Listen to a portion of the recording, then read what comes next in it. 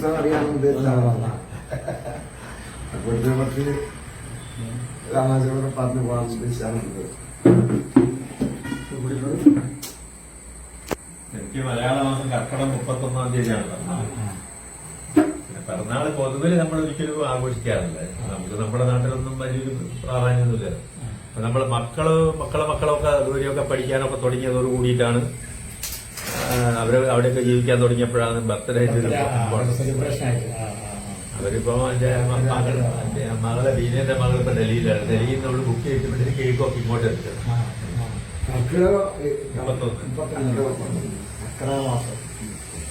പണ്ടെല്ലാം കർക്കിടകം എന്ന് പറഞ്ഞാൽ ഭയങ്കര ആഗ്രഹമായില്ല. കർക്കിടകം കഴിഞ്ഞാൽ ദുർക്കടം കഴിഞ്ഞ ഈ വർഷം കാലാവസ്ഥ പഴയ കാലാവസ്ഥ പഴയ കർക്കിടകമായി 100%. ഞാനിപ്പോ ചെറുതായി ചെറിയ LP UP സ്കൂളിലൊക്കെ പോകുന്ന കാലത്ത് അഞ്ചിലൊക്കെ പഠിക്കുമ്പോ മഴയില്ലാത്തൊരു ദിവസം കാണില്ല. കർമ്മതരത്തോടെ വേണമല്ലോ വായാർ സ്കൂളിലേക്ക് പോകണമെങ്കിൽ തീർത്ത് മഴയായിരിക്കും. അത് അധികം കൊള്ളുകയില്ല. ഒരു തലക്കൊടി എടുത്തിട്ടല്ലേ പോവുക. ശീലക്കൊടിയൊന്നും ആയിട്ടില്ല, തലക്കൊടി എടുത്തിട്ടല്ലേ. ഈ 84-ാം വയസ്സിൽ സാറിന് എനിക്ക് തോന്നുന്നു ഞാൻ സ്പോർട്സ് ചെയ്യുന്നതുകൊണ്ട് തന്നെയാണെന്ന് എനിക്ക് തോന്നുന്നു. പക്ഷെ ഞാനൊരിക്കലും സങ്കടപ്പെടാറില്ല. ഒരു പ്രയാസത്തിന് അത് വരുമ്പോ ഞാൻ മനസ്സെങ്ങനെയൊക്കെ ഞാൻ മാറ്റിയെടുക്കും.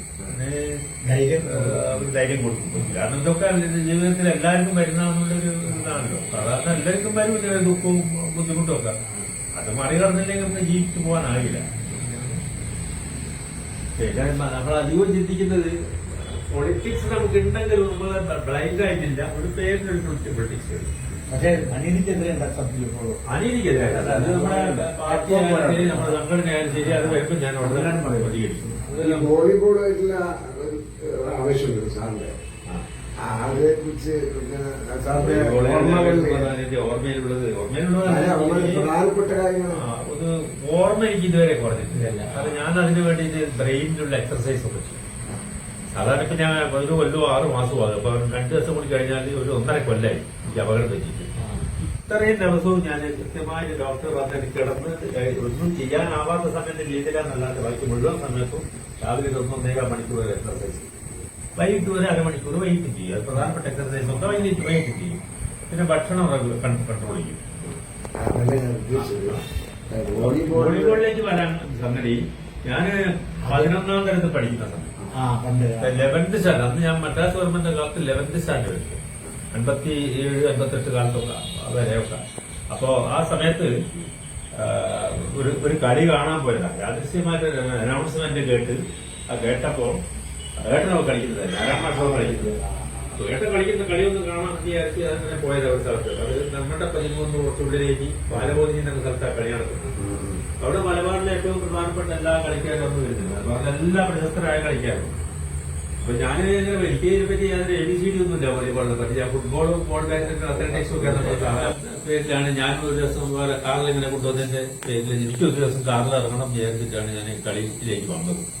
ഇങ്ങനെ ബോൾ വാങ്ങിയിട്ട് കളി തുടങ്ങി. ഒരു ചുരുങ്ങിയ കാലം കൊണ്ട് ഒരു കൊല്ലത്തിന്റെ ഉള്ളിൽ തന്നെ എനിക്ക് ഒരു കളിക്ക് പോവുകയും ചെയ്തു. ഞാൻ കാറിൽ വീട്ടിലിറങ്ങിയ കളി നിർത്തുകയും ചെയ്തു. പിന്നീട് ദേവഗിരി കോളേജിൽ പോയി SSLC കഴിഞ്ഞു. അതെ, അതൊരു വല്ലാത്തൊരു ആഗ്രഹം. അതെ, ദേവഗിരി കോളേജിൽ പോയപ്പോ ദേവഗിരി എന്നുള്ള പേരിൽ അറിയപ്പെടും. ദേവഗിരി കോളേജിൽ നിന്നാണ് പിന്നെ അവിടെ പ്രിൻസിപ്പളും ഫിസിക്കൽ എഡ്യൂക്കേഷൻ ടീച്ചറും വളരെയധികം നിർബന്ധിച്ചിട്ട് വീണ്ടും വോളിബോളിലേക്ക് വന്നത്. ഫിസിക്കലി അവിടെ പ്രീ യൂണിവേഴ്സിറ്റി കഴിഞ്ഞപ്പോ എനിക്ക് തോന്നി എന്റെ ഒരു തട്ടകം ശരിക്ക് എഡ്യൂക്കേഷൻ ഡിപ്പാർട്ട്മെന്റിലല്ല, എനിക്ക് കുറച്ചുകൂടി നല്ലൊരു കായിക വിദ്യാഭ്യാസമായിട്ട് ബന്ധപ്പെട്ടാന്ന് തോന്നിയപ്പോ കോഴിക്കോട് കായിക വിദ്യാഭ്യാസത്തിന് ട്രെയിനിങ് കൊടുക്കുന്ന കോളേജിൽ അവിടെ ഫിസിക്കൽ എഡ്യൂക്കേഷൻ കോളേജിൽ കിട്ടുന്നുണ്ട്. അവിടെ മൊത്തത്തിൽ കളികളെ കുറിച്ചൊക്കെ ഒന്ന് മനസ്സിലാക്കി വോളിബോൾ കുറച്ചുകൂടി നന്നായി കളിക്കാനോ കഴിഞ്ഞ് ഇടയ്ക്ക് ലീവ് കിട്ടുന്ന സമയത്ത് അവിടെ എവിടെയൊക്കെ പോയിട്ട് കളിക്കുകയൊക്കെ ചെയ്യും. അപ്പോ അങ്ങനെ ഫിസിക്കൽ എഡ്യൂക്കേഷൻ കഴിഞ്ഞ് പരീക്ഷ കഴിഞ്ഞതിന്റെ പിറ്റേന്ന് ഞാൻ ബോംബെക്ക് ഒരു ജോലി കിട്ടും ഉറപ്പിൽ എന്റെ സുഹൃത്തിന്റെ നിർദ്ദേശത്തിനനുസരിച്ച് ഞാൻ നാട് വിട്ടു പോവുകയാണ്. അങ്ങനെ ബോംബെ ചെന്ന് എനിക്ക് അന്ന് തന്നെ ഓഫറായി. ഞാൻ ബോംബെയിൽ എത്തി അന്ന് തന്നെ എനിക്ക് ജോലി കിട്ടുമെന്ന് ഉറപ്പായി. പക്ഷെ അന്ന് ഞാൻ ചേർന്നില്ല. ഞാൻ നടന്ന് അതിന്റെ പിറ്റേ ദിവസം വേറൊരു കമ്പനിയിൽ ഇന്റർവ്യൂവിന് പോയപ്പോ അവർ ഇവര് തരുന്നതിനെക്കാട്ട് കുറച്ചുകൂടി ശമ്പളം കൂടുതൽ തരാന്ന് പറഞ്ഞിട്ട് ആ കമ്പനിക്ക് ജോയിൻ ചെയ്തു. ഞാൻ സെഞ്ചുറി ഡ്രൈവേഴ്സിലാണ് ജോയിൻ ചെയ്തത്.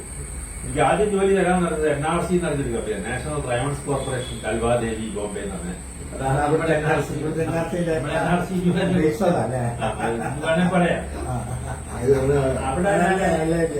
അവിടെ കമ്പനിക്ക് വലിയ ഇന്റർനാഷണൽ പ്ലേയേഴ്സ് ഒന്നും വേണ്ട. ഞാനൊരു ഔട്ട്സ്റ്റാൻഡിംഗ് പ്ലെയർ ഒന്നും ആയിരുന്നു. സാമാന്യ തരത്തിലാണ് ഇങ്ങനെ കളിക്കുന്നുണ്ട്. അവർ ആ കമ്പനി മറ്റേ കമ്പനിയെ തോൽപ്പിക്കാൻ അങ്ങനെ ഒരു കാലം.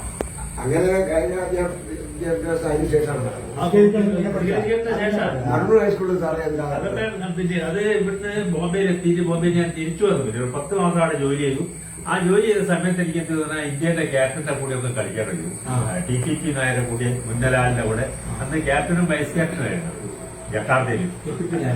TTP നായർ 1962 ജക്കാർത്തയിൽ ഏഷ്യൻ ഗെയിംസിന് 2ാം സ്ഥാനം കിട്ടിയ ടീമിന്റെ ക്യാപ്റ്റനും കോച്ചുമായിരുന്നു TTP നായർ.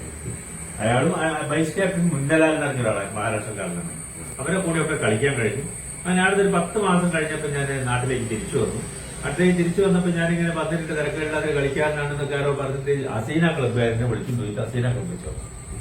അസീന ക്ലബ്ബിൽ ചേർന്നിട്ട് പിന്നെ കേരളം മുഴുവൻ ഓടി നടന്ന് കളിക്കാം. അന്ന് അസീന എന്ന ടോപ്പ് ടീമാണ്. മലബാർ നിങ്കാനെ കഴിഞ്ഞ ശേഷം ഏറ്റവും നല്ല ടീമാണ് വടകര അസീന ക്ലബ്ബ്. അസം നല്ലൊരു വാർക്കോപ്പ് ഉണ്ടാക്കുന്ന ഒരു സാധാരണക്കാരനാണ് അത് കൊണ്ടുനടക്കുന്നത്, സാധാരണക്കാരൻ. അപ്പോ അവന്റെ ആ ക്ലബ്ബ് മലബാറിൽ അറിയപ്പെടുന്ന ക്ലബ്ബായി കേരളത്തിലുടനീളം കളിക്കാൻ തുടങ്ങി. അഖിലേന്ത്യാ ടൂർണമെന്റുകളിലും അതുപോലെ കേരള ടൂർണമെന്റുകളിലും ലോക്കൽ ടൂർണമെന്റ് പിന്നെ പറയണ്ടല്ല. ലോക്കലില് അസീനയുടെ ക്ലബില്ലാത്ത ടൂർണമെന്റ് ഉണ്ടല്ലോ. അങ്ങനെ ഒരുപാട് ചാൻസ് കിട്ടി. അതിന്റെ ഇടയ്ക്ക് ഞാൻ വളാഞ്ചേരി ഒരു ടീമിന് വേണ്ടി കളിക്കാൻ പോയപ്പോൾ അതിർച്ചയുമായിട്ട് ക്രൈസ്റ്റ് കോളേജ് ഇരിഞ്ഞാലക്കൂടക്കാരെ കണ്ട് അവിടെ നിർബന്ധമായിട്ട് ചേരണമെന്ന് പറഞ്ഞ് അവിടെ കൊണ്ടുപോയി ചേർത്തു 64. സ്കൂളൊക്കെ ഇതൊക്കെ പാസ്സായി നിൽക്കുകയാണ്. അതിന്റെ ഇടയ്ക്ക് ഞാൻ BSc കൊടുത്തിട്ടുണ്ട്. 64 ക്രൈസ്റ്റ് കോളേജിൽ ചേർന്ന് അവിടുന്ന് ഒരു 6 മാസം കൊണ്ട് തന്നെ അവർ ഇന്റർ കോളേജ് ചാമ്പ്യൻഷിപ്പ് വന്ന് കേരളത്തിലെ നടാടെ ക്രൈസ്റ്റ് കോളേജ് ഇരിഞ്ഞാലക്കുടിക്ക് 64 ഇന്റർ കോളേജ് ട്രോഫി കൊടുത്തു. അങ്ങനെ ഞങ്ങൾക്ക് എല്ലാവർക്കും അന്ന് ഞങ്ങളുടെ ടീമിൽ തന്നെ 5 പേർക്ക് യൂണിവേഴ്സിറ്റി സെലക്ഷൻ കിട്ടി. യൂണിവേഴ്സിറ്റി സെലക്ഷൻ കിട്ടിയ 12 പേരെ AGS ഓഫീസുകാർ AGS ഓഫീസിൽ അപ്പോയിന്റ്മെന്റ് ആയി. ഞാനതിന് ചേർന്നില്ല. എനിക്ക് മാഷാവണമെന്നുള്ളൊരു താല്പര്യം അങ്ങനെ വന്നത്. അപ്പൊ അതിന്റെ ഇടയ്ക്ക് ഞാൻ BSc പരീക്ഷ എഴുതിയിരുന്നു. ക്രൈസ്റ്റ് കോളേജിലുള്ളപ്പോൾ തന്നെ എനിക്ക് പെട്ടെന്ന് തന്നെ അപ്പോയിന്റ്മെന്റ് ആയി. പോർക്കാട്ടിരി ഹൈസ്കൂളിലേക്കാണ് എനിക്ക് ഫസ്റ്റ് അപ്പോയിന്റ്മെന്റ്. 1965 പോർക്കാട്ടിരി ഹൈസ്കൂളിൽ നിന്ന് നേരെ നടുവന്നൂർ ഗവൺമെന്റ് UP സ്കൂളിലേക്ക് ഞാൻ വന്നു. 1965 ജൂൺ മാസത്താണ് ഞാൻ UP സ്കൂളിൽ ചേർന്നു. UP സ്കൂളിൽ അന്ന് തൊട്ട് നമ്മളെല്ലാ മാഷന്മാരെയും കുട്ടികളെയൊക്കെ കളിപ്പിച്ചു തുടങ്ങി.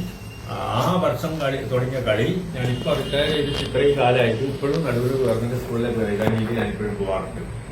കടന്നൂർ ഗവൺമെന്റ് സ്കൂളിൽ പഠിപ്പിക്കുന്ന സമയത്ത് തന്നെ ഞാൻ കേരളത്തിന് വേണ്ടി കളിക്കുന്നത് 1965 ഗോവയിൽ നടന്ന ചാമ്പ്യൻഷിപ്പിൽ. മാഷിന് ഗവൺമെന്റ് ഹൈസ്കൂളിൽ പഠിക്കാൻ UP സ്കൂളിൽ വന്നതാണ്.